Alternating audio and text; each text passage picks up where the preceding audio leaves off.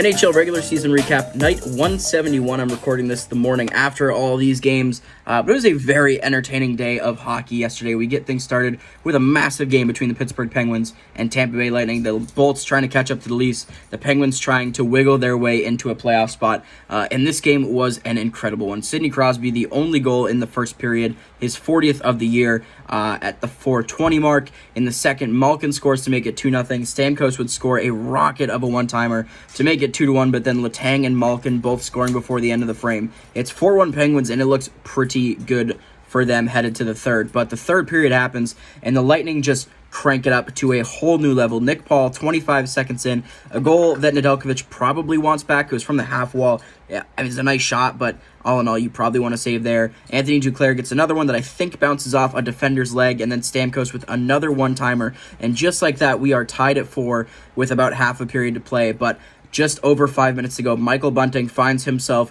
with a puck on his stick right at the top of the crease off of a rebound from an Erik Karlsson shot. He buries it, and it's a 5-4 victory in regulation, notably, for the Pittsburgh Penguins. Nedeljkovic, despite the one hiccup, had a pretty solid game, 30 of 34 for an 882. Andrei Vasilevsky, not nearly as good, 23 of 28 for an 821. Back to the Vasi we'd seen a couple weeks back. Hopefully this is just a hiccup, and he had a bit of an off game. But for the Penguins, a massive game. Their big guys all shut up. Crosby, Malkin, Letang, Karlsson, hell, even Michael Bunting had a pretty good game here. So a must-win that they get taken care of. It's a 5-4 victory here for Pittsburgh.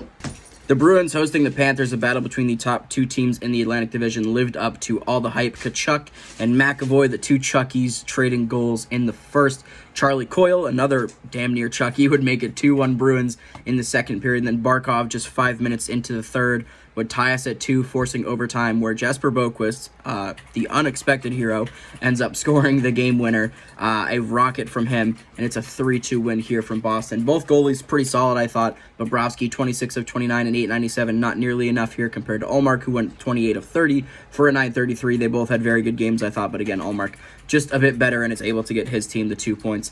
Florida at this point probably cemented into that 2 seed in the Atlantic, barring something miraculous happening here for the Leafs, them catching them. I don't see that happening, so we'll see if they're able to make it happen, though. The Bruins, a very, very important win for them, probably locking up first in the Atlantic. It's a 3-2 overtime win over the Panthers. The Blackhawks hosting the Dallas Stars in a surprising victory here for the Blackhawks. Connor Bedard, Andreas Athanasiou, and Seth Jones, the three of them scoring in the first 8.5 minutes of the second period. And from there, it's basically just Peter Mrazek trying to hold down the fort the rest of the game. Roope Hintz would score before the end of the second to make it 3-1. Jamie Benn would score with a little under 5 minutes to play in the third to make it 3-2. But again, Mrazek holds down the fort. He stopped a combined 37 shots in the first 2 periods, Dallas only getting 7 more in the third. He went 42 of 44 for a 955 save percentage in the winning effort here. Scott Wedgwood only faces 17. He gives up 3. That's an 824 save percentage. And the loss, Dallas still in first in the Central despite this loss, so we'll see if that changes, if the Avs can hunt them down. But a really, really fun win here for the Hawks. Bedard getting the goals.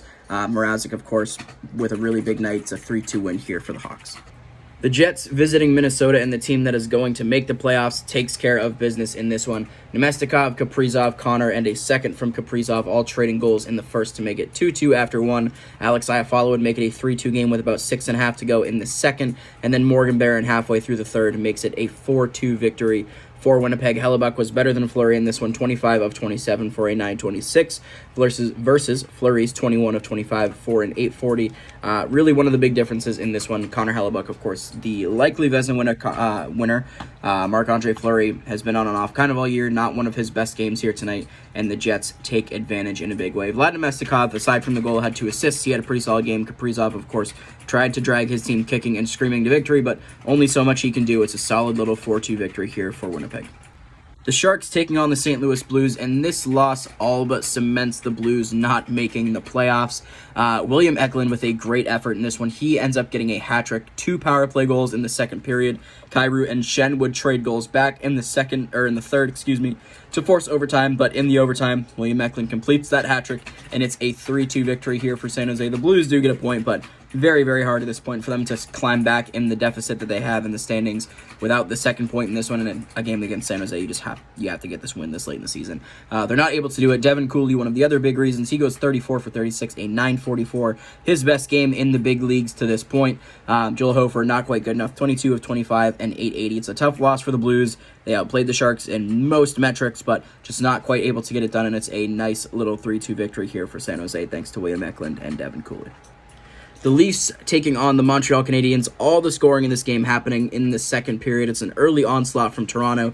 Domi, Matthews, Nyes, and McMahon all scoring in the first 8 minutes of the frame. And then in the back half of it, it's Nick Suzuki and Cole Caulfield here for the Canadiens. The Caulfield goal was a gross pass from Uri Slafkovsky, and then Cole Caulfield just buries one kind of wide open in the slot. Matthews, of course, his 64th of the year. That was not even a shot. He passes it off David Savard's foot, but he will take it for number 64. For the goaltending, not a great night from Sam Montembeault. He goes 8 for 12 for a 667. Caden Primo comes in relief and stops all of the remaining Maple Leaf shots. Ilya Samsonov, 24 of 26 for a 923. A neat little game from him. Nothing too crazy on his part. 26 shots is not the highest volume by any means. Nonetheless, here, aside from that second period, it's a pretty quiet game either way, and the Leafs take care of business 4-2 over Montreal. The Devils visiting Ottawa, a very strong first period in this one from New Jersey, powers them to victory. Eric Holla, Andre Palat, and Brendan Smith all scoring for the guys in white. It's 3-0 after one. Sanderson and Hischier would trade goals in the second to make it 4-1 New Jersey. The Sens did make it a bit interesting in the third. Claude Giroux scoring to make it 4-2, 3.5 minutes in, and then Brady Tkachuk with about 5.5 to go makes it a 1-goal game, but they're not quite able to bring it back. Jake Allen holds down the fort, 25 of 28 for him, while Jonas Korpisalo, who came in relief, goes 18 for 19. It was a pretty solid relief effort from him, but of course too late by that point. Of course, the biggest thing from this game comes after the game. Nico Hischier on the empty net does not get there in time, kind of just slides the puck in, and of course the irony in this is that the Leafs did this to Ottawa. Ottawa lost their minds. Someone else does it to Ottawa. Brady Tkachuk lost his mind. Pretty entertaining stuff there, I thought, but doesn't, of course, affect the game in any way, and the Devils get it done. 4-3 is the final. The Flyers visiting the Columbus Blue Jackets in what is as close to a must-win game as possible. Paisley wants to get involved in this one, I guess. As close to a must-win game as possible for Philadelphia here, taking on a weak Columbus team. And they're not able to get it done. The defensemen for the Blue Jackets light up Sam Ersson and the Flyers. Goodbranson and Severson trading goals in the first. Severson with his second, and then Lysell and Blankenberg scoring to make it 4-1 Blue Jackets after the second. Werenski would add 2 in the third to make it 6-1. Holy moly. Yeah, I'm mad about the Flyers too. And then Ginning scores his first of the season as well to make it 6-2, but the game's long over by that point. Not a great night from Sam Ersson. A very good night from Jet Greaves, 37 of 39 for him. Ersson, 27 of 33. This is a very disappointing loss for the Flyers. Really, probably their most disappointing of the year to this point, playing a team that has no business beating them when they're in a playoff race, but that's exactly what happens here. It's a 6-2 win for Columbus over a Flyers team that is supposedly trying to make the playoffs. The Islanders taking on the Predators, another must-win game here for another Metropolitan Division team, and this time the Metro team does get it done, overcoming some adversity in a big way in this one. No goals until halfway through the second period, halfway through the game. Noah Dobson scoring his 10th of the year to make it 1-0. The only other goal comes by way of the empty net via Kyle Palmieri, who scores from inside his own defensive zone. It's a 2-0 victory here for the Islanders. Semyon Varlamov gets the start in this one and was phenomenal. 41 of 41. Tracked the puck fantastically, in great position pretty much every single time the puck was in his zone. Some miraculous saves on his part. Carries his team to a big 2-0 victory over a very strong Nashville team, I might add. They now stand at 85 points. They're very likely going to end up finding their way into the playoffs thanks to a win like this, unless they go on a 4 or 5 game losing streak to end the year. This Islanders team had fight in them. They looked like they wanted to be there. They played physically when needed. And of course, despite giving up 41 shots, I felt did a good job keeping the chances to as low as possible, considering how desperate this Nashville team was. Once again, a massive 2-0 victory for the guys on Long Island.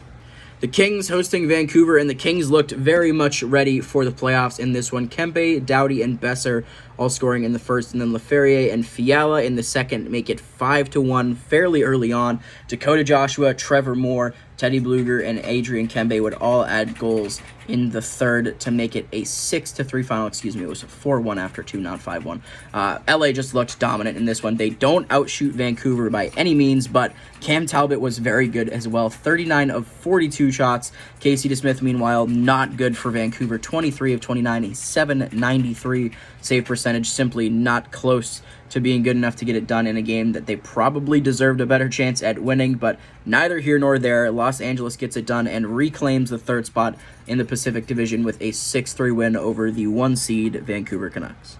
Final game of the night here, the Battle of Alberta. Despite the difference in seeding in these teams, still pretty entertaining stuff. Draisaitl gets his 40th of the year with 15 seconds to go in the first to make it 1-0. Connor Brown would score his 4th of the year 3 minutes into the second to make it 2-0, and then Sharon Govich less than a minute later scores on the power play to make it a 1-goal game. In the third, Nazem Kadri does tie it up 7 minutes in, and we're back at blanks for the last 13 or so minutes of the game, but Evan Bouchard just 3 minutes after Kadri's goal scores to make it 3-2 on the power play, and then Nugent Hopkins on the empty net seals the deal. It's a 4-2 victory here for the Oilers. Calvin Pickard was once again quite good in this one. He goes 33 of 35 for a .943, doing a nice little job of backing up here for Stuart Skinner, getting the kids some rest. Jacob Markstrom, probably not his best performance of the year, 23 of 26 and .885.